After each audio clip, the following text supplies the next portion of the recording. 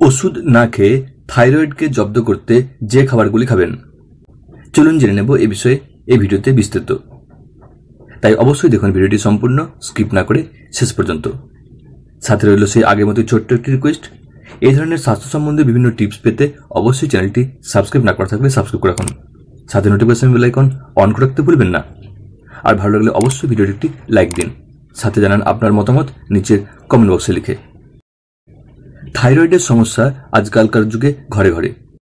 একবার এর কবলে পড়লে তা থেকে মুক্তি পাওয়া বেশ কঠিন।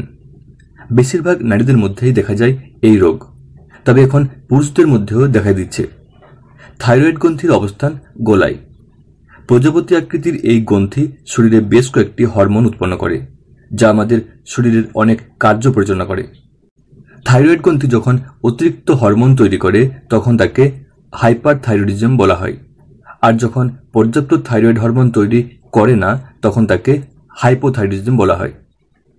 অগোছালো জীবনযাত্রা, সঠিক পুষ্টি গ্রহণ না করা, মানসিক চাপ, অস্বাস্থ্যকর খাওয়া দাওয়া, শরীরচর্চার অভাবে খুব অল্প বয়সে অনেকে থাইরয়েডে আক্রান্ত হয়। তবে আপনার দৈনন্দিন ডায়েটে নির্দিষ্ট কিছু খাবার অন্তর্ভুক্ত করলে থাইরয়েড থেকে কিছুটা হলেও স্বস্তি পেতে পারেন। চলুন জেনে নেওয়া যাক সেগুলো কি কি। নারকেল ফল হিসেবে হোক বা নারকেল তেল, থাইরয়েড রোগীদের জন্য অন্যতম সেরা খাবার এটি। নারকেল মেটাবলিজম বাড়ায়।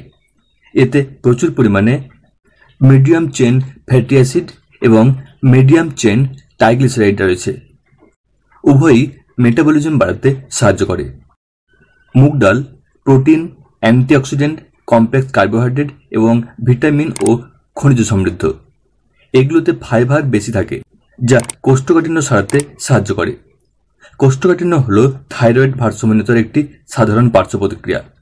বেশিরভাগ ডালের মতো মুগ ডালেও আয়োডিন রয়েছে এবং খুব সহজেই হজম হয়।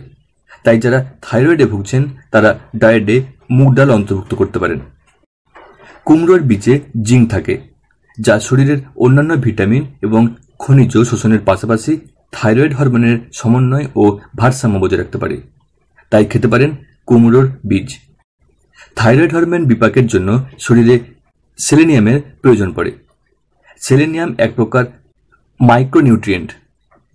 T4 থেকে T3 রূপান্তরের জন্য সেলেনিয়াম প্রয়োজন, আর ব্রাজিল নাটস এই পুষ্টির অন্যতম সেরা প্রাকৃতিক উৎস।